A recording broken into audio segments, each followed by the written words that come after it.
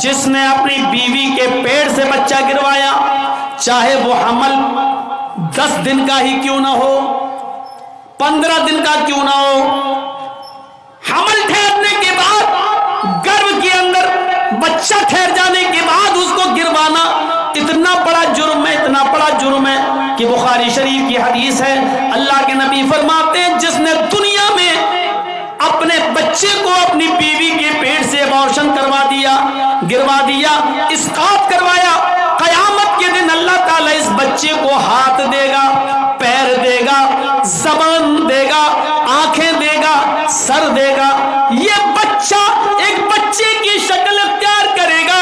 بخاری کی روایت ہے جاء یوم القیامہ ومعلق بین ثدیہا، قیامت کے دن وہ بچہ اس حال میں آئے گا کہ وہ اپنے ماں کی دونوں پستان سے لٹکا ہوا ہوگا، اپنے ماں کے دونوں سینوں سے لٹکا ہوا ہوگا، اپنے ماں کا دودھ چوس رہا ہوگا، اپنے ماں کے پستان سے لٹکا ہوگا۔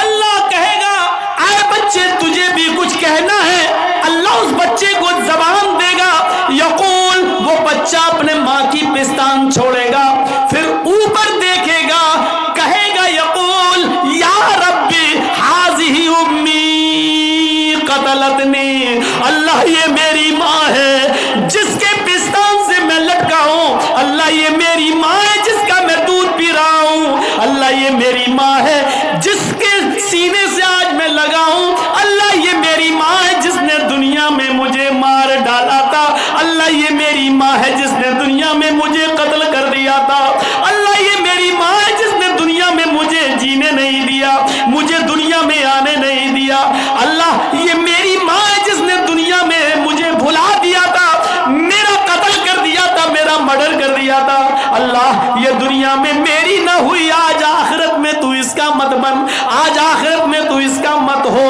اے اللہ تو میری ماں کو جہنم میں ڈال دے، اللہ میری ماں کو جہنم میں پھینک دے، میری ماں سے مجھے کوئی ہمدردی نہیں ہے، یہ دنیا میں میری نہ ہوئی، آج تو اس کا نہ ہو۔ قیامت کے دن یہ بچہ اپنی ماں کو جہنم میں لے جائے گا، اللہ رب العالمین اس بچے کو تو نہیں لیکن اس کی ماں کو اپنے بچے اس بچے کے کہنے پر جہنم میں ڈال دے گا۔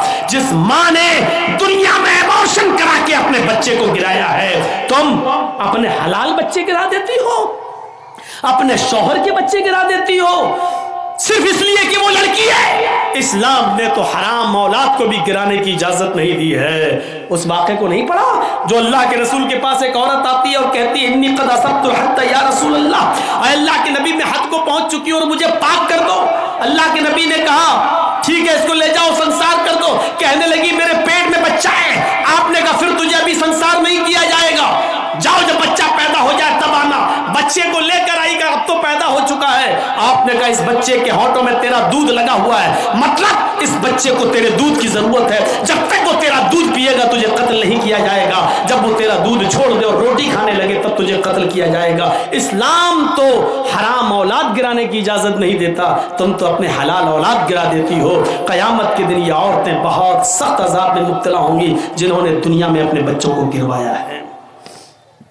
حمل ٹھہرنے کے بعد چاہے وہ 1 دن کا ہی کیوں نہ ہو، حمل ٹھہر گیا، رپورٹ میں آ گیا کہ حمل ٹھہر گیا، اب آپ بچے کو نہیں کرا سکتے ہیں، ایبارشن نہیں کرا سکتے ہیں۔ وہ الگ بات ہے کہ کوئی مصیبت ہو جائے اور ماں یا بچے میں سے کسی ایک کو بچانا پڑے تو ایسی صورت میں تو پھر ماں کی جان بچائی جائے گی، وہ مجبوری کی ایک الگ کنڈیشن ہے، لیکن بغیر کسی مجبوری کے صرف اس لیے کہ 3-4 بیٹیاں پہلے سے یہ چوتھی بھی میری بیٹی، ہم جہیز کہاں سے لائیں گے، نہیں گرا دو اب نہیں چاہیے مجھے، صرف اس لیے گرا دیتی ہو تو عذاب کی مستحق ہوگی، عذاب کی مستحق۔ تو میرے بھائیوں ہمیں بچنا چاہیے۔ یہ اندھیرا تھا عرب کے اندر کہ لڑکیوں کو زندہ دفن کر دیا جاتا تھا۔ شادی جانتے ہو کیسے ہوتی تھی؟ شادیوں کا رواج بہت برا تھا۔ ایک لڑکا کسی لڑکی سے شادی کر کے لاتا تھا، پڑھیے بخاری کتاب النکاح، زمانے جاہلیت کی نکاح پر نظر ڈالیے۔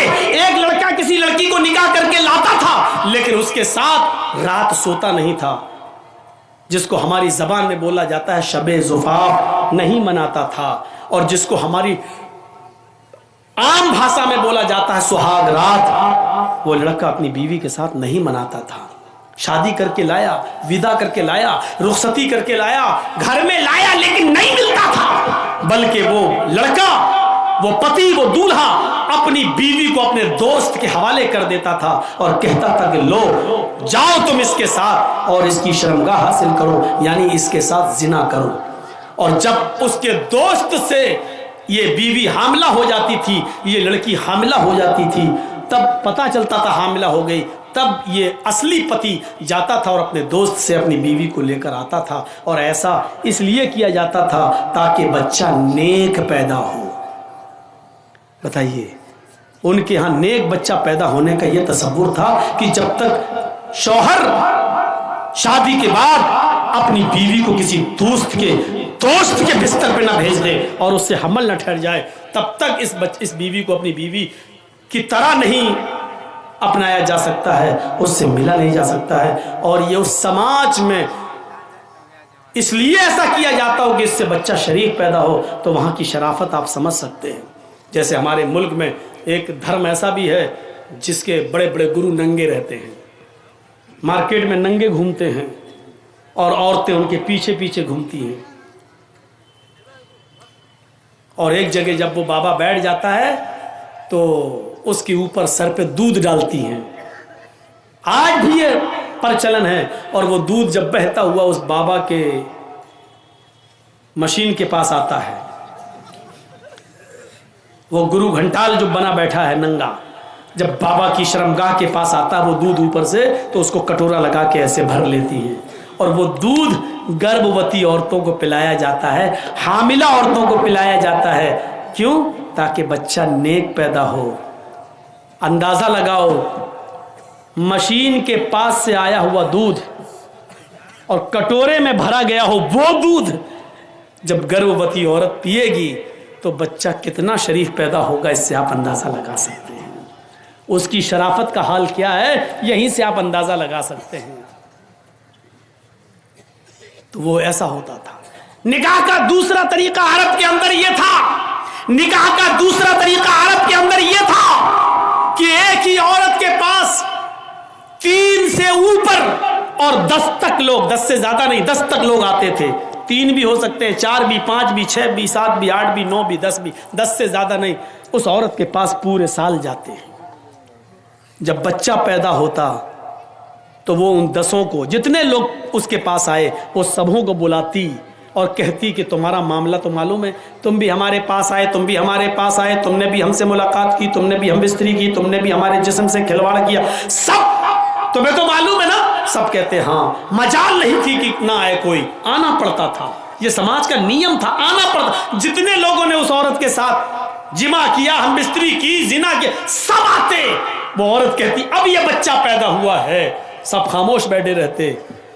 اس عورت کو اختیار ہوتا، وہ بچہ اٹھاتی اور ان لوگوں میں سے جتنے لوگوں نے اس کے ساتھ زنا کیا، اپنا بچہ جس کی گود میں ڈال دیتی، یہ اس کی بیوی مان لی جاتی، وہ اس کا پتی مان لیا جاتا، اور اس کا بچہ وہی مان لیا جاتا جس کی گود میں ڈال دیا، یہ اسی کا بچہ ہے۔ یہ شادی کا دوسرا طریقہ تھا عرب کے اندر۔ بس تیسرا طریقہ اور سن لو۔ تیسرا طریقہ یہ تھا کہ گنتی کی کوئی تعداد نہیں تھی، عورت اپنے گھر میں ہری جھنڈیاں لگا لیا کرتی تھی۔ ہری جھنڈی کا مطلب پورے سال جو ان کے پاس آنا چاہے، یہ اس علاقے میں طوائف میں شمار نہیں ہوتی تھی، لیکن کام طوائف والا تھا۔ پورے سال آنے والے کسی آدمی کو منع نہیں کرتی تھی۔ 9 مہینے 10 مہینے کے بعد جب اس عورت کی کوکھ سے بچہ پیدا ہوتا تو جتنے لوگ اس سے ملے سب کو بلاتی، اور مجال نہیں کہ کوئی نہ آئے، سب کو آنا پڑتا، سب کو لائن سے بٹھا دیتی۔ خانہ کعبہ جو پہلے ان کے ہاتھ میں تھا، وہاں قیافہ شناس کو بلایا جاتا، وہ آتا اور اس سے کہا جاتا کہ اس بچے کی شکل دیکھو، ان لوگوں میں سے کس سے سب سے زیادہ مل رہی ہے۔ وہ دیکھتا، چیک کرتا، اور اتنے لوگوں میں جس آدمی سے اس بچے کی شکل سب سے زیادہ مل رہی ہوتی، قریب ہوتی، یہ اس کی گود میں بچہ ڈال دیتا اور اس عورت کو اس کے ساتھ بھیج دیتا۔ یہ شادی کا تیسرا طریقہ تھا۔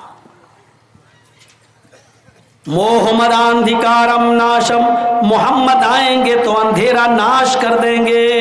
اب دیکھیے اسلام جب آتا ہے تو زمانے جاہلیت کے سارے نکاح ختم کر دیے جاتے ہیں، اور اسلام نے عورت کو اتنی عزت دے دی کہ اب نکاح کے لیے جب بیٹھ گیا دولہا، پہلی بات تو بارات کا تصور ہے نہیں، اب آ گئی تو بیٹھ گیا تو پہلے لڑکے کا نکاح نہیں ہوگا، پہلے لڑکی کا ہوگا۔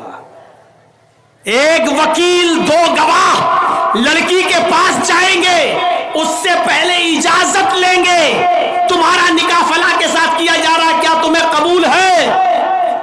وہ دستخط کرے گی رجسٹر پر، اور اس کا دستخط ہی یہ مان لیا جائے گا کہ اس کی اجازت ہے، پھر اس کے بعد لڑکے کا نکاح۔ یہ اسلام نے عورت کو عزت دی ہے، زبردستی کوئی کسی لڑکی کے ساتھ نکاح نہیں کر سکتا ہے۔ کچھ جاہل لوگ ایسے ہوتے ہیں، لڑکی کا نکاح کرنے گئے تو وہاں کہتے ہیں ہاں بیٹا فلاں کے ساتھ تمہارا نکاح ہو رہا ہے، تم نے قبول کیا؟ وہ بیٹھی ہے بیچاری شرم کی وجہ سے، اور یہ زبردستی ارے بولو بیٹا کیا، وہ شرما رہی ہے، اب بار بار کہلوا رہے ہیں بولو کیا، اب وہ بیٹھی ہے بیچاری، اب اس کی سہیلیاں بھی اس سے کہہ رہی ہیں اے بول دے ہاں ہاں بول دے۔ ارے جاہلو، زندگی بھر جاہل ہی رہو گے، پاگل رہو۔ جب حدیث میں ہے اذنھا سماتھا، اس کی خاموشی ہی اس کی اجازت ہے، تو کیوں زبردستی اس سے کہلوا رہے ہو؟ کنواری ہے، باقرہ ہے، غیر شادی شدہ ہے، اس کا زبان سے بولنا ضروری نہیں ہے۔ ایک بار آپ اس سے پوچھئے کہ فلاں فلاں کے ساتھ تمہارا نکاح کیا جا رہا ہے، کیا تم اس لڑکے کے ساتھ نکاح تمہیں قبول ہے؟ بس ایک بار اس سے پوچھئے، وہ خاموش ہو جاتی ہے، وہی اس کی اجازت ہو گئی۔ مت پوچھواؤ زبردستی، وہ خاموش رہتی ہے تو سمجھ لو کہ وہ راضی ہے۔ شرمیلی ہوتی ہیں لڑکیاں، نہیں بولیں گی جلدی، اس لیے بلواؤ نہیں زبردستی، وہ خاموش ہے، سمجھ لو کہ اس نے اجازت دے دی۔ رجسٹر بڑھاؤ اور کہہ دو کہ دستخط کر دو، پڑھی لکھی ہے تو دستخط کر دے، نہیں پڑھی لکھی ہے تو انگوٹھا لگا دے، ہو گیا نکاح، اس کی اجازت ہو گئی، فرشتے کو بھیج کر اس کی اصلاح کر دیتا ہے، نہیں آپ نے یہ غلط کیا، بلٹ اصلاح ہو جاتی ہے۔ تو بنانے والا اللہ جب کسی کو بڑا بناتا ہے تو بنانے والا غلط نہیں ہو سکتا، اور جس کو بنایا گیا وہ بھی غلطی نہیں کر سکتا۔ اس لیے اس عقیدے کو اپنے ذہن میں رکھیے، ہم نے جن کو بزرگ بنایا، چاہے وہ ابو حنیفہ ہو، امام شافعی ہو، امام مالک ہو، احمد ابن حنبل ہو، یا ایکس وائی زیڈ کوئی بھی بزرگ ہو، اس سے انسان ہونے کے ناطے سے غلطی ہو سکتی ہے، لیکن اللہ نے جس کو بزرگ بنایا ہے وہ غلطی نہیں کر سکتا ہے، کیونکہ ان بزرگوں کو بزرگ ہم نے بنایا ہے، اور محمد کو بزرگ اللہ نے بنایا ہے۔ اللہ جس کو بزرگ بناتا ہے وہ غلطی نہیں کر سکتا ہے۔ پہلی چیز ذہن میں رکھیے۔ دوسری چیز یہ ذہن میں رکھیے، انسان جب کسی انسان کو بڑا بناتا ہے تو اس سے بھول چوک ہو سکتی ہے۔ آج سے 10 سال پہلے میرے استاذ نے مجھے کیا پڑھایا آج مجھے یاد نہیں ہے۔ آج ہم نے کسی بچے کو سبق یاد کرایا، کل سن رہا ہوں تو آدھا یاد ہے آدھا بھول گیا۔ کل میں نے 2 گھنٹے تقریر کی، کیا کی آج آدھی یاد ہے آدھا میں بھول گیا، اور کل جن لوگوں نے سنا تھا ان سے پوچھوں میں کیا بولا تو ان کو بھی کچھ باتیں یاد ہوں گی اور بہت سی باتیں بھول گئے ہوں گے۔ یہ اس بات کی علامت ہے، انسان جب انسان کو پڑھاتا ہے تو اس کا پڑھایا ہوا استاذ بھی بھول سکتا ہے، اور استاذ جس بچے کو پڑھا رہا ہے وہ بھی بھول سکتا ہے۔ پڑھانے والے سے بھی بھول چوک ہو سکتی ہے، اور جس کو پڑھا رہا ہے اس سے بھی بھول چوک ہو سکتی ہے، لیکن جب اللہ کسی کو پڑھاتا ہے تو اس سے بھول چوک نہیں ہو سکتی، اور جس کو پڑھا رہا ہے وہ بھی سبق بھول نہیں سکتا۔ اسی لیے قرآن نے کہا ہے سَنُقْرِئُكَ فَلَا تَنْسَى، اے محمد صلی اللہ علیہ وسلم ہم آپ کو ایسا پڑھائیں گے کہ آپ بھولیں گے نہیں۔ سَنُقْرِئُكَ فلا تنسا، جب فعل مضارع پر سین داخل ہو جائے تو اس کو قریب کے معنی میں، مستقبل قریب کے معنی میں کر دیتا ہے۔ سنقریؤک فلا تنسا، ان قریب ہم آپ کو ایسا پڑھائیں گے کہ آپ بھولیں گے نہیں۔ اور حقیقت میں اللہ نے محمد رسول اللہ کو جو پڑھایا، اللہ نے نبی اکرم کو جو پڑھایا، وہ سبق نہ نبی بھولے۔ اور آج نبی اکرم اس دنیا سے گئے ہوئے 1400 سال سے زیادہ کا عرصہ گزر چکا ہے، نبی اکرم کی پڑھائی ہوئی باتیں آج بھی مسلمان یاد رکھے ہوئے ہیں، اور قیامت کی صبح تک یہ سبق یاد رکھا جائے گا۔ قرآن جو اللہ نے نبی کو پڑھایا، یہ قرآن نہ تو نبی بھولے نہ ہم بھولے، اور نہ قیامت تک یہ قرآن کو بھلایا جا سکتا ہے۔ یہ فرق ہوتا ہے انسان کے دوارا بنائے ہوئے بڑے انسان میں اور اللہ کے ذریعے بنائے ہوئے کسی بڑے بزرگ میں۔ تو یاد رکھیے، اللہ نے نبی کو محمد رسول اللہ کو بڑا بنایا ہے۔ تو محمد کس کے رسول ہیں؟ اللہ کے۔ 3 چیزیں، نام محمد، عہدہ رسول، اور یہ رسول کس نے بنایا؟ اللہ نے۔ یہ 3 چیزیں۔ یہاں نام آیا محمد۔ قرآن کریم کی ایک دوسری آیت پڑھی ہے، وہاں اللہ کے نبی کا ایک اور نام آیا، وَإِذْ قَالَ عِيسَى ابْنُ مَرْيَمَ يَا بَنِي إِسْرَائِيلَ إِنِّي رَسُولُ اللَّهِ إِلَيْكُمْ۔ اے عیسیٰ علیہ السلام نے کہا اپنی قوم سے،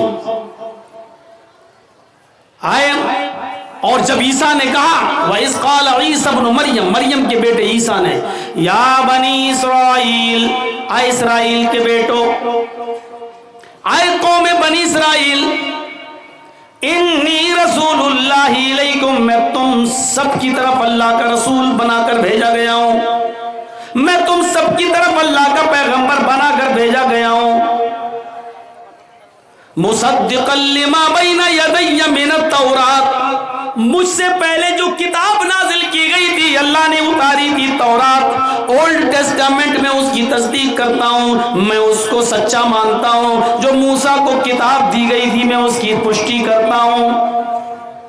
وَمُبَشِّرًا بِرَسُولٍ يَأْتِي مِن بَعْدِهِ اسْمُهُ احمد، اور میں تمہیں شبھ سماچار دیتا ہوں، گڈ نیوز دیتا ہوں، اچھی خبر دیتا ہوں، ایک ایسے رسول کی جو میرے بعد آئے گا، اس کا نام احمد ہوگا، اسمہ احمد، اس کا نام احمد ہوگا۔ اس آیت کے اندر ویسے تو بہت سی چیزیں بتائی گئی ہیں، ہر ایک چیز پر ہم نہیں چاہیں گے۔ پہلی چیز یہ بتائی گئی، عیسیٰ علیہ السلام نے اپنے سے پہلے آنے والی کتاب تورات کا اقرار کیا ہے کہ وہ بھی آسمانی کتاب تھی، اور ایک ایسے رسول کی بشارت دی جو ان کے بعد آئے گا، یعنی عیسیٰ کے بعد آئے گا، جیسس کے بعد آئے گا، اور اس کو کیا بتایا؟ اسمہ احمد، اس کا نام کیا ہوگا؟ احمد ہوگا۔ قرآن میں یہ نام آیا ہے احمد۔ محمد اور احمد یہ 2 نام اسپشٹ ہیں، ظاہر ہیں۔ ایک حدیث میں نے پڑھی تھی، اللہ کے رسول صلی اللہ علیہ وسلم نے فرمایا، اس حدیث کے اندر جو مسلم کتاب الفضائل کے اندر موجود ہے، حضرت جبیر ابن مطعم اس حدیث کے راوی ہیں، فرماتے ہیں کہ اللہ کے نبی صلی اللہ علیہ وسلم کو میں نے یہ کہتے ہوئے سنا، اللہ کے نبی نے فرمایا، ان لی اسماء، میرے چند نام ہیں۔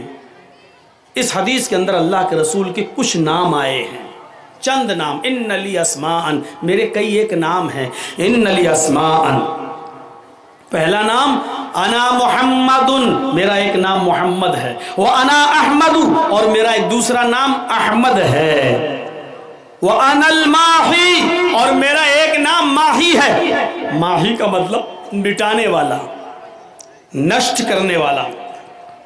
تو اللہ کیا مٹائے گا؟ یمحو اللہ بی الکفر، اللہ میرے ذریعے، میرے دوارا ناستکتا کو، کفر کو مٹائے گا، گناہ کو مٹائے گا۔ وَأَنَا الْحَاشِرُ، میرا ایک چوتھا نام حاشر ہے، جمع کرنے والا، اکٹھا کرنے والا۔ یحشر الناس علی قدمی یوم القیامہ، قیامت کے دن تمام لوگ میرے قدموں کے تلے، میرے پیروں کے پاس، میرے ارد گرد جمع کیے جائیں گے، اکٹھے کیے جائیں گے۔ وَأَنَا الْعَاقِبُ، اور میرا 5واں نام عاقب ہے۔ عاقب کا معنی کیا ہوتا ہے؟ بعد میں آنے والا، عاقب سب سے لاسٹ میں آنے والا۔ والعاقب الذی لیس بعدہ نبی، میں سب سے بعد میں آیا ہوں اور میرے بعد اب کوئی نبی نہیں آئے گا۔ یہ اللہ کے رسول نے چند نام بتائے ہیں، اس میں پہلا نام محمد۔ اب دیکھیے محمد کی میننگ کیا ہوتی ہے، بہت آسان ہے، ایک ایک چیز کی باریکی پہ چلیے۔ اب نام آیا تو 5 نام بتا دیے، اب محمد، محمد کا معنی کیا ہوتا ہے؟ حمد یحمد تحمید، جس کا معنی ہوتا ہے تعریف کرنا، اور محمد باب تفعیل سے آبجیکٹ ہے، اس میں مفعول ہے، الفاظ کی زیادتی معنی کی زیادتی پر دلالت کرتی ہے۔ حمد یحمد تعریف کرنا، اور محمد یحمد بہت زیادہ تعریف کرنا، اور محمد جس کی بہت تعریف کی گئی ہو، میننگ دیکھیے، محمد جس کی بہت تعریف کی گئی ہو۔ اللہ کے نبی صلی اللہ علیہ وسلم جب اپنی ماں کے پیٹ سے باہر آئے، پیدا ہوئے، تو آپ کے دادا عبد المطلب نے آپ کا نام رکھا 7ویں دن محمد، اور ماں نے نام رکھا احمد۔ دادا نے نام رکھا محمد، پورا عرب کا علاقہ چونک گیا، یہ نام عبد المطلب نے رکھا محمد، جس کا معنی ہے بہت زیادہ تعریف کیا ہوا، جس کی بہت تعریف کی گئی ہو۔ حقیقت میں محمد رسول اللہ کی کائنات میں سب سے زیادہ، اللہ کے بعد سب سے زیادہ اگر کسی کا نام لیا گیا اور سب سے زیادہ کسی کی تعریف کی گئی تو وہ ہستی ہے محمد رسول اللہ صلی اللہ علیہ وسلم کی۔ محمد نام دیکھیے، جس کی بہت تعریف کی گئی ہو۔ عربی میں محمد، اس کو سنسکرت میں اگر ہم ترجمہ کریں سنسکرت میں، تو اس کو ہم لے جائیں گے، سنسکرت میں کہا جائے گا نراشنس۔ نر کے معنی انسان، ویکتی، اور آشنس کے معنی جس کی بہت پرشنسا کی گئی ہو۔ نر آشنس دو جملوں سے، دو شبد سے مل کر بنے گا، نر پلس آشنس، ملائیں گے تو کیا پڑھا جائے گا؟ نراشنس، جس کی بہت پرشنسا کی گئی ہو، یعنی محمد جس کی بہت تعریف کی گئی ہو۔ اب ویدوں میں محمد رسول اللہ کو نراشنس کہا گیا ہے۔ ادم جناوپشرتو نراشنسستشوشیتے ششٹم سہسرا نویتم چکورم اروشمیدھوددمہے۔ اس سے زیادہ اسپشٹ کوئی منتر ہو ہی نہیں سکتا، جس نے محمد کو نراشنس کی شکل میں پیش کر دیا ہے۔ صرف لینگویج الگ ہے، زبان الگ ہے، لیکن چیز ایک ہی ہے۔ اور ایک ایک لفظ پر غور کیجئے گا۔ ادم حرف ندا، آئے، ادم آئے، جنا، ادم جنا، ایک شبد کی میننگ میں کہیں غلطی ہو تو پوری اجازت ہے، کیس کر سکتے ہیں آپ ہمارے اوپر۔ ادم آئے، جنا جنتا، لوگو، گویا کہ عربی میں اگر کہنا ہو آئے لوگو تو اس کے لیے کیا کہا جائے گا؟ یا ایھا الناس، اے انسانوں، ہائے لوگو۔ ادم جنا، آئے لوگو، اپ شرط، غور سے سنو، اپ شرط، اپ مانی نیچے، شرط مانی کانوں کے نیچے سننا، کانوں کے نیچے سنو، کیا مطلب ہوا؟ کبھی کبھی آپ بولتے ہیں نا، لگائیں گے تھپڑ کان کے نیچے، تو کان کے نیچے لگانے کا مطلب کیا؟ زوردار۔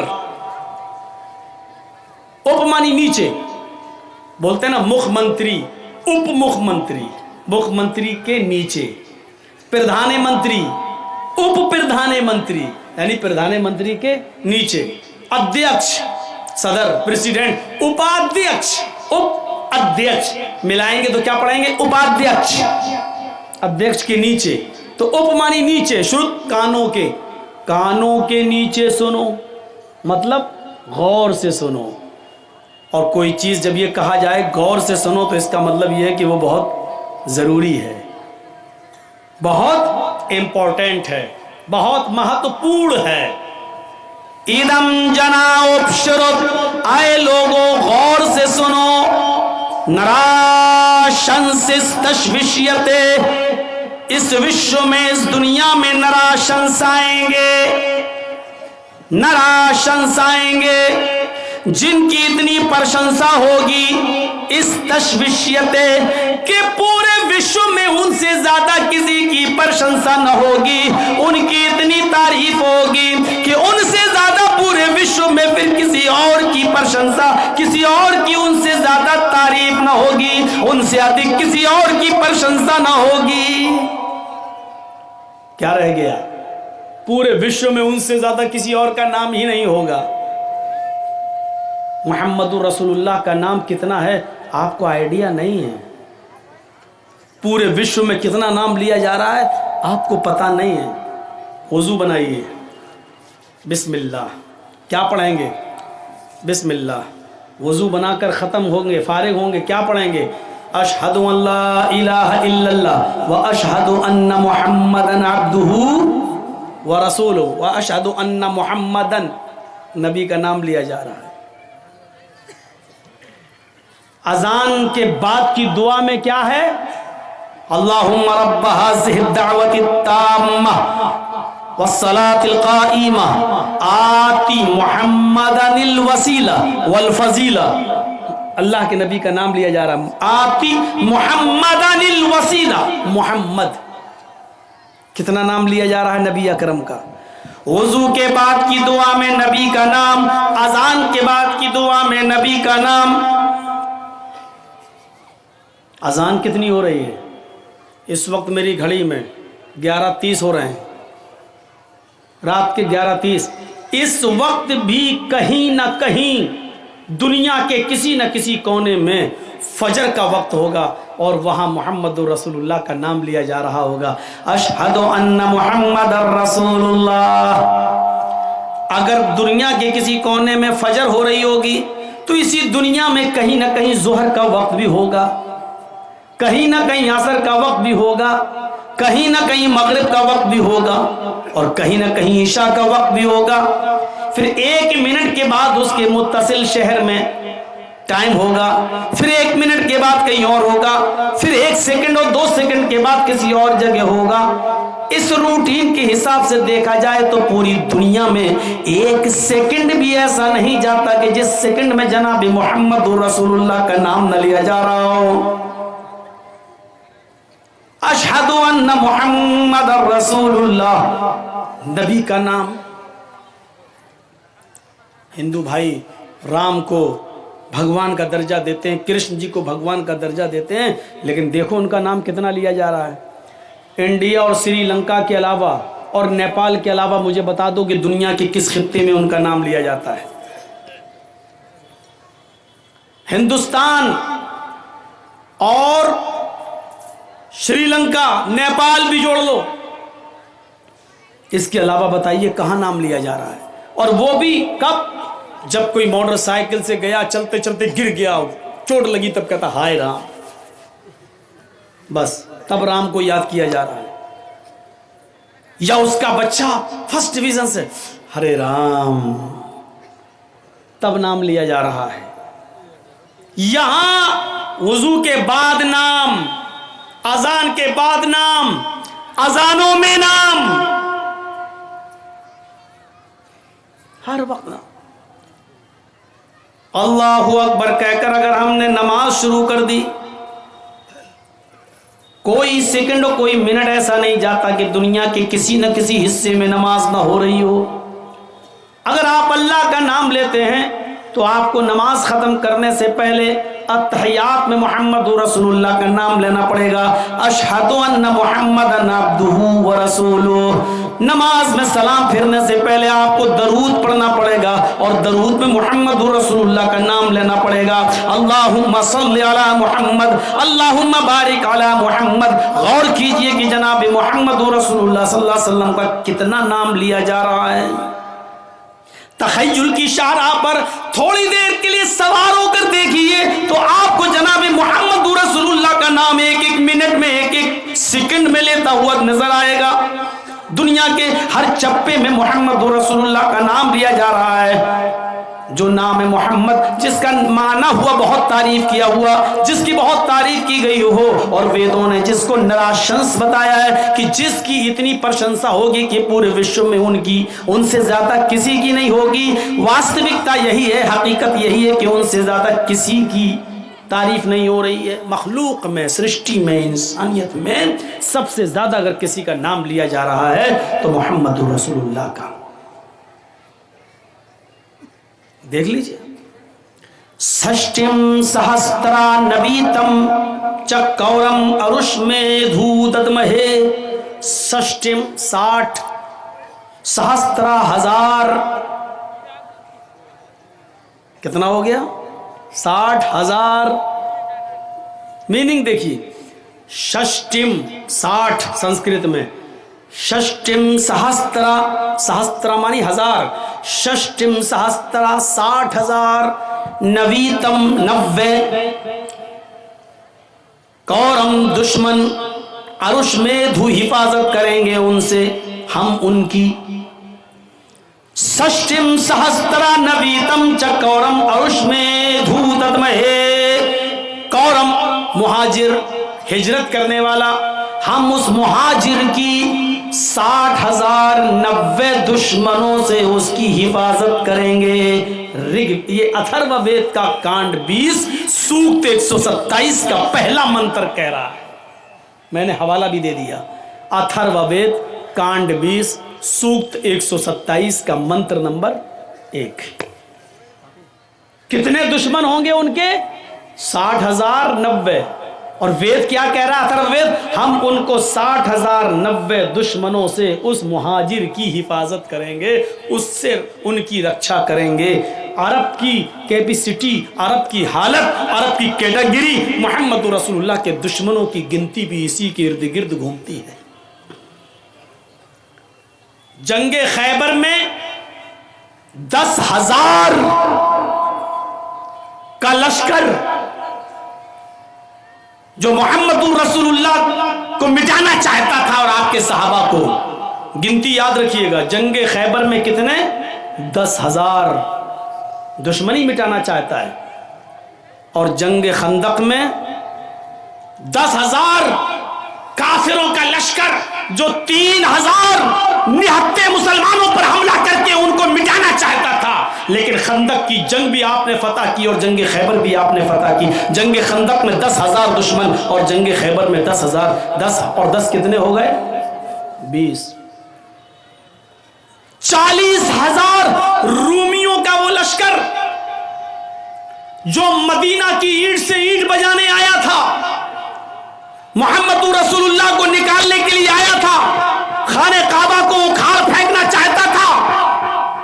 और मोहम्मद रसूलुल्लाह इनके मुकाबले में चंद हजार लोगों को लेकर जब निकलते हैं, इनका रौब व दबदबा जब उन रूमियों के दिलों में बैठा तो 40,000 का लश्कर तितर बितर हो जाता है।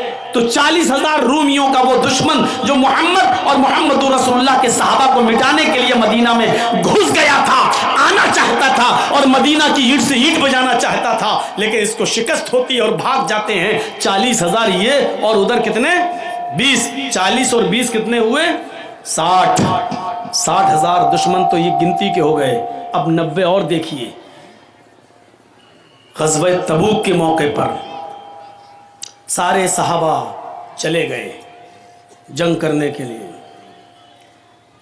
इस शर्त पे कुछ लोग रह रहे थे अल्लाह के नबी के साथ, यहूदी, कि आप पर कोई हमला करेगा तो हम आपकी मदद करेंगे, हम पर कोई हमला करेगा तो आप हमारी मदद कीजिएगा। लेकिन जब दुश्मनों की तादाद देखी तो ये यहूदी पलट गए और उन्हीं का साथ देने लगे दुश्मनों का।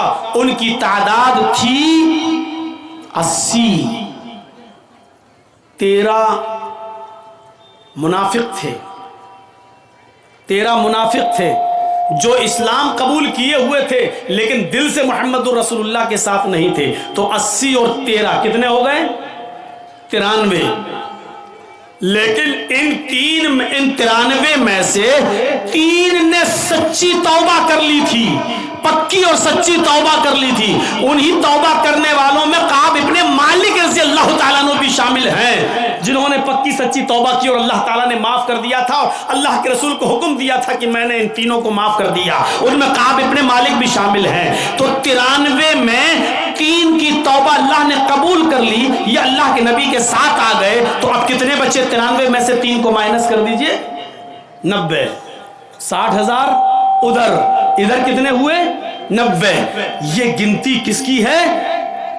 محمد رسول اللہ کے دشمنوں کی. اور اس کو کون کہہ رہا ہے؟ اتھروا وید کا 20واں کانڈ اور 127واں سوت کا پہلا منتر. ہم سشٹم سہسترا نویتم، ہم اس مہاجر کو، کورم کہتے ہیں اپنا ملک، اپنا دیش، اپنا شہر چھوڑ کر دوسرے شہر کی طرف جانے والے مہاجر کو. اس میں کوئی شک نہیں کہ اللہ کے رسول مکے کے دشمنوں سے پریشان جب ہو گئے تو آپ نے مکہ چھوڑ کر مدینہ کی طرف ہجرت کی. آپ بھی مہاجر تھے، تو یہ اشارہ ہے محمد رسول اللہ کی طرف. یعنی ہم اس مہاجر کو، اور جس کی بہت پرشنسا کی جائے گی، یعنی محمد کو، نراشنس کو، 60,090 دشمنوں سے ہم اس کی حفاظت کریں گے.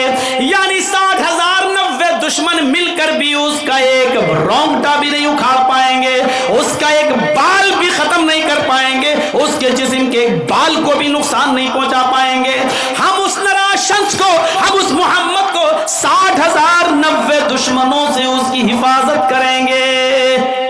یہ منتر کس کے بارے میں اتر رہا ہے؟ محمد رسول اللہ. ورنہ ہندو بھائی بتائیں، آج بھی تو ہندوؤں میں بہت بڑے بڑے پنڈت موجود ہیں، وہ بتائیں کہ 60,090 دشمن کس کے ہیں، ذرا بتائیں. اپنے ہی دھرم کے کسی کوئی بتائے کہ 60,090 دشمن کس کے ہیں. اور اس کے آگے والے منتر نے تو اور اسپشٹ کر دیا. اوسٹرا پرواہڑو بدھومنتو دیودشا. یہ اسی کے بعد دوسرا منتر ہے. وہ اونٹ کی سواری کرے گا، اس کی پیاری سواری اونٹنی ہوگی. یعنی وہ اس دیش کے اندر پیدا ہوگا جہاں اونٹوں کا چلن ہوگا. لیجئے، اونٹوں کا چلن ریگستان میں ہے، اونٹوں کا چلن عرب کے اندر تھا. اس کی پیاری سواری اونٹنی ہوگی جس کا مان سمان آکاش کی بلندی کو چھوئے گا. بدھو منتو دیو دشا. دیو مانی 2، دشا مانی 10. سنسکرت میں دیو دشا، دیو 2، دشا 10. 2 اور 10 کتنے ہوئے؟ 12. اس کی 2 اور 10 بدھو منتو پتنیاں ہوں گی. اس میں کتنی چیزیں بتائی گئی؟ وہ کہاں پیدا ہوگا؟ جہاں اونٹوں کا چلن ہوگا. اور اس کی پیاری سواری کیا ہوگی؟ فارچونر نہیں ہوگی، اسکارپیو نہیں ہوگی، انووا نہیں ہوگی. اس کی پیاری سواری کیا ہوگی؟ اونٹنی. یعنی وہ اونٹ کا سفر کرے گا، اونٹ پر بیٹھے گا. اللہ کے رسول صلی اللہ علیہ وسلم تو باقاعدہ اونٹوں پر بیٹھا کرتے تھے. بلکہ آپ نے زندگی کا آخری خطبہ جو حجۃ الوداع کے میدان میں دیا تھا، عرفات کے میدان میں، وہ بھی ایک اونٹنی کے اوپر بیٹھ کر دیا تھا. اور اس اونٹنی کا نام تھا قصوہ اونٹنی تھا. قصوہ، اس قصوہ نامی اونٹنی کے اوپر اللہ کے نبی نے بیٹھ کر حجۃ الوداع کا خطبہ دیا تھا. آپ نے کہا اونٹنی پر کجاوا کس دو. اونٹنی کو لایا گیا، اس اونٹنی کے اوپر آپ بیٹھ گئے اور اس پر بیٹھ کر آپ نے لوگوں کو خطبہ دیا. تو آپ تو اونٹنی کا سفر کیا کرتے تھے، اونٹنی پر بیٹھا کرتے تھے. یہ اگرچہ گھوڑے پر بھی بیٹھے ہیں، کھچر پر بھی بیٹھے ہیں، اور آپ نے گدھے کی سواری بھی کی ہے. کانا رسول اللہ صلی اللہ علیہ وسلم یعود المریض ویشہد الجنازہ ویرکب الحمار ویجیب دعوت العبد. یہ خوبیاں تھی محمد رسول اللہ کے اندر کہ آپ مریض کی عیادت کرتے تھے. مریض چاہے مسلمان ہو یا غیر مسلم، آپ سب کو دیکھنے جایا کرتے تھے. وَيَشْهَدُ الْجَنَازَةَ. آپ جنازے میں شرکت کرتے تھے، مرنے والا کوئی بھی ہو آپ اس کے جنازے میں بھی جایا کرتے تھے. وَيَرْكَبُ الْحِمَارَ. آپ گدھے پر بھی سواری کر لیا کرتے تھے، اور گدھے پر بیٹھنے میں بھی شرم محسوس نہیں کرتے تھے. آپ گدھے کی سواری بھی کر لیا کرتے تھے. اور وَيُجِيبُ دَعْوَةَ الْعَبْدِ. اور معمولی غلام کی دعوت بھی قبول کر لیتے تھے. اس کے گھر جا کر اس کی چٹائی پر بیٹھ کر اس کے ساتھ کھانا کھانے میں بھی آپ کو شرم محسوس نہیں ہوتی تھی. میرے بھائیوں، یہ خوبیاں تھی جناب محمد رسول اللہ صلی اللہ علیہ وسلم کے اندر. بخاری شریف کے اندر یہ آیا ہے کہ اللہ کے رسول کے اندر یہ خوبیاں موجود تھیں. تو آپ اندازہ لگا سکتے ہیں اونٹنی کی سواری محبوب سواری تھی نبی کی. اور اونٹ کہاں پائے جاتے ہیں؟ ریگستان میں. یعنی مطلب وہ کہاں پیدا ہوں گے؟ عرب کے اندر. اور تیسری چیز، ان کی پتنیاں کتنی ہوں گی؟ 2 اور 10. کتنی ہو گئی؟ 12. 12 بیوی والا ڈھونڈ ڈھونڈ کے مر جائیں سب لوگ، کوئی نہیں ملے گا. 12 بیوی والا صرف ایک ہی ملے گا، محمد الرسول اللہ. ہمارے تھاپا جی بیٹھے ہیں، پوچھئے جیسس کی، عیسیٰ علیہ السلام کی کوئی پتنی تھی؟ نہیں تھی. بائبل کے آدھار پر ان کو सूली दे दी गई, तख्ते पे ले जाकर लटका कर उनको खत्म कर दिया गया, लेकिन हमारे कुरान के मुताबिक उनको सूली नहीं दी गई। जब उनके दुश्मनों ने उनको सूली पर लटकाना चाहा तो अल्लाह ताला ने उनकी शक्ल के किसी दूसरे शख्स को वहां पर पेश कर दिया और ईसा अलैहिस्सलातु वस्सलाम को जिंदा आसमान पर उठा लिया। वो कुर्ब क़यामत आएंगे, दोबारा आएंगे, काने दज्जाल को खत्म करेंगे, सलीब को तोड़ेंगे। ये कुर्ब क़यामत उनकी निशानी बताई गई है। और हमारा मजहब जिस तरह मोहम्मद रसूलुल्लाह की इज्जत और एहतराम करने का हुक्म देता है, उसी तरह ईसा अलैहिस्सलातु वस्सलाम जीसस की इज्जत और एहतराम का भी हुक्म देता है, क्योंकि वो भी हमारे नबी थे, मोहम्मद रसूलुल्लाह भी हमारे नबी थे। इस्लाम सारे नबियों को के ऊपर ईमान लाने को जरूरी करार देता है। अगर हम मोहम्मद को मानते हैं, ईसा को नहीं मानते हैं, तो हम मुसलमान नहीं हो सकते हैं। मेरे प्यारे साथियों, हमारे मजहब के अंदर मुसलमान होने के लिए जरूरी है, अगर आप मोहम्मद को नबी मानते हैं तो ईसा को भी आपको नबी मानना पड़ेगा, मूसा को भी पैगंबर मानना पड़ेगा, और जितने नबी अल्लाह ताला ने भेजे उन तमाम नबियों पर ईमान लाना पड़ेगा। मेरे प्यारे भाइयों, यही इस्लाम की असास है। वो तफरीक बैनल मज़ाहिब नहीं चाहता है, वो दुनिया के तमाम मजहबों के दरमियान नफरत नहीं चाहता है। वो ये चाहता है कि अच्छी चीज तुम्हें जहां से मिले ले लो। अगर अच्छी चीज हिंदू धर्म से मिल रही है तो ले लो, ईसाई मजहब से मिल रही है तो ले लो, ईसाइयत से मिल रही है तो ले लो, जैन धर्म से मिल रही है तो ले लो। अच्छी चीज जहां से मिले वहां से ले लो। अच्छी चीज तुम्हारी खोई हुई अमानत है, और अच्छी चीज किसी की बाप की जागीर नहीं होती है। अच्छी चीज सबके लिए होती है। अच्छी चीज तुम्हें जहां से मिले उसको ले लो। हर मजहब के अंदर कुछ अच्छाइयां होती हैं, आपको ले लीजिए, कुरान उससे मना नहीं करता है, इस्लाम उससे नहीं रोकता है। वही ईसा अलैहिस्सलातु वस्सलाम शादी नहीं किए, और आ जाइए सुलेमान अलैहिस्सलाम, उनकी 99 बीवियों का जिक्र हदीस में मिलता है। कितनी बीवियां थी? 99। दाऊद अलैहिस्सलाम के पास कितनी बीवियां थी? 1000। 99 वाले हैं, 1000 बीवियों वाले हैं। इब्राहिम अलैहिस्सलातु वस्सलाम की 2 बीवियों का जिक्र मिलता है, सारा और हाजरा। बाद रिवायतों में 3 का भी मिलता है कि उनकी 3 बीवियां थीं। चलिए 2 मानो या 3 मानो, 2 और 3 बीवी वाला जिक्र मिलता है। रामचंद्र जी के पास एक पत्नी थी सीता, लेकिन राम के पिता राजा दशरथ के पास 3 पत्नियां थीं। राम के पिता राजा दशरथ के पास 3 पत्नियां थीं, 3। और आप मनुस्मृति पढ़ेंगे तो उसमें लिखा है कि राजा बहुत सी पत्नियां रखता था, और लिखा है कि राजा अपनी पत्नियों को लेकर जब जंगल में सैर के लिए निकले, पत्नी नहीं लिखा, पत्नियों, जमा का सेगा, राजा जब अपनी पत्नियों को लेकर निकले, पत्नियों यानी एक राजा कई पत्नी रखता था। और हमारे नवाबों का दौर उठाकर देख लो, लखनऊ के नवाब और फला नवाब, तो एक नवाब के पास 300 बीवियां भी मौजूद थी। आज भी लखनऊ में चले जाइए आप, भूल भुलैया चले जाइए आप, वहां पर आपको बताएगा गार्ड कि यहाँ उसकी 300 बीवी रहती थी, फला नवाब की 300 बीवी।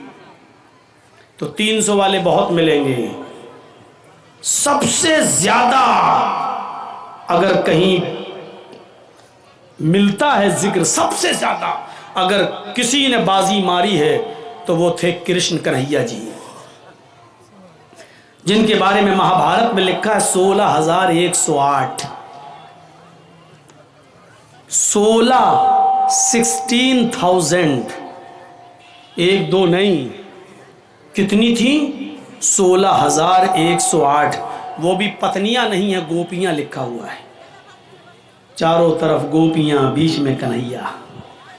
बांसुरी बजाते थे, बांसुरी में इतनी सुरीली मीठापन था कि सब मर जाती थी। वो 16,108 जो बनी वो बांसुरी में ही मरी हैं। बांसुरी बजाते थे और सुरीली आवाज सुनकर उनके पास बैठ जाती थी, वो उनकी गोपियां थी। कितनी है? 16,108। لیکن مسئلہ نہ 16,000 کا ہے، مسئلہ نہ 2-3 کا ہے، مسئلہ نہ 99 کا ہے، نہ 1000 کا ہے۔ مسئلہ یہ ہے کہ 12 بیوی والا آخری نبی ہوگا، انتم رشی وہ ہوگا جس کی 12 بیویاں ہوں گی۔ تو 12 بیوی یعنی 11 تو بیویاں اور ایک لونڈی، ایک باندی مقوقس کے بادشاہ نے، ملک شام کے بادشاہ نے جو 2 لڑکیاں تحفے میں بھیجی تھیں، اللہ کے نبی صلی اللہ علیہ وسلم کو گفٹ کے طور پر دی تھی، ایک کا نام تھا سیرین اور ایک کا نام تھا ماریا۔ تو اللہ کے رسول نے ایک کو ایکسیپٹ کر لیا تھا، ماریا کو، اور سیرین جو تھی وہ حضرت حسان ابن ثابت کو دے دیا، ان کو آپ رکھو، اور ماریا کو آپ نے اپنے پاس رکھ لیا۔ ماریا سے ایک بچہ بھی پیدا ہوا اللہ کے نبی کا جس کا نام تھا ابراہیم، ایک بیٹا بھی پیدا ہوا۔ تو 11 بیوی ایک لونڈی، 12 پتنیوں والا، چونکہ لونڈی سے بھی بیوی والا کام لیا جا سکتا ہے اس لیے ان کو بھی ہم بیوی میں شامل کر رہے ہیں۔ تو 11 پتنی ایک لونڈی، تو کیا ہوا؟ 12 بیویوں والا اگر کوئی ملتا ہے اور کوئی دکھائی دیتا ہے ہندو دھرم کی کتاب کے مطابق تو وہ صرف ایک ہی ہے، اور وہ کون ہے؟ محمد رسول اللہ صلی اللہ علیہ وسلم۔ اور آگے والا منتر تو بالکل کلیئر ہے، اور دیکھیے، ایش ایشائے مام ہے، ایش ایشائے مام ہے، شتن نشکان دشستراجا تریڑی شتان ورتان سہسترا دشکو نام۔ اتھروا وید کانڈ 20 سوکت 127 کا منتر نمبر 3۔ پہلا منتر تو وہ تھا نراشنس نام ہوگا، پورے وشو میں سب سے زیادہ تعریف ہوگی، 60,090 دشمنوں سے بچائیں گے، یہ پہلا منتر ہو گیا۔ دوسرا منتر کیا تھا؟ اس کی پیاری سواری اونٹنی ہوگی اور ان کی 12 بیوی ہوں گی، یہ دوسرا منتر ہو گیا۔ تیسرا منتر دیکھیے، ایش ایشائے مام ہے، یہاں پر بھی اے بھیا بیٹھ جاؤ، کہاں جا رہے ہو؟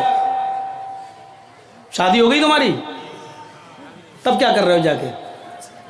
بیچ سے اٹھنے مت دیجیے آپ لوگ یار، یہاں سے نہ اٹھیں، پیچھے سے اٹھ جائیں کوئی دقت نہیں ہے، اور جس کو اٹھنا ہو یہاں سے ابھی چلا جاؤ۔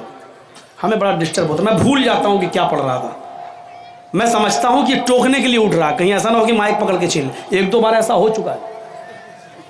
اٹھا، ہم سمجھے پیشاب کرنے جا رہا، وہ آیا سیدھے مائک، یہ کیا بول رہا ہے؟ کئی جگہ ایسا ہوا، تو جو بیچ سے کوئی اٹھتا تو میں ڈر جاتا ہوں کہ مائک تو چھیننے نہیں آ رہا ہے، اب کیا کروں، وہی چیز بیٹھی ہوئی ہے دماغ میں، اب دماغ میں جلدی کوئی نکلتا تھوڑی ہے۔ اب دیکھنے رہے ہو وہ ایک کمینہ جو ہے بدل گیا، اب اس کے دماغ میں وہی بھوسا گھسا ہوا تھا، بار بار وہ، آج اس کا بیان کیا ہے معلوم ہے؟ مجھے مسلمانوں نے اسلام سے نکال دیا ہے، مرنے کے بعد ہمیں 2 گز زمین بھی نہیں ملے گی، جب ہمارے اوپر کفر کا فتویٰ لگا دیا تو ہم نے یہ دھرم قبول کر لیا۔ اب سوال یہ ہے کہ اسلام پر تو تم نے بہت سوال اٹھائے، اب وسیم رضوی مت کہیے، اب اس کو کہیے جتیندر کمار، کیا نام اس کا ہو گیا؟ جتیندر کمار تیاگی۔ اب اس سے پوچھو کہ اب ہندو دھرم پہ ذرا انگلی اٹھاؤ، 16,108 تھیں، جتیندر تیاگی جی کیا کہو گے؟ اب اٹھاؤ، محمد صاحب کی 12 بیوی پر بڑی انگلی اٹھاتے تھے، اب جو 16,108 رکھا تھا اس کے اوپر اٹھاؤ انگلی۔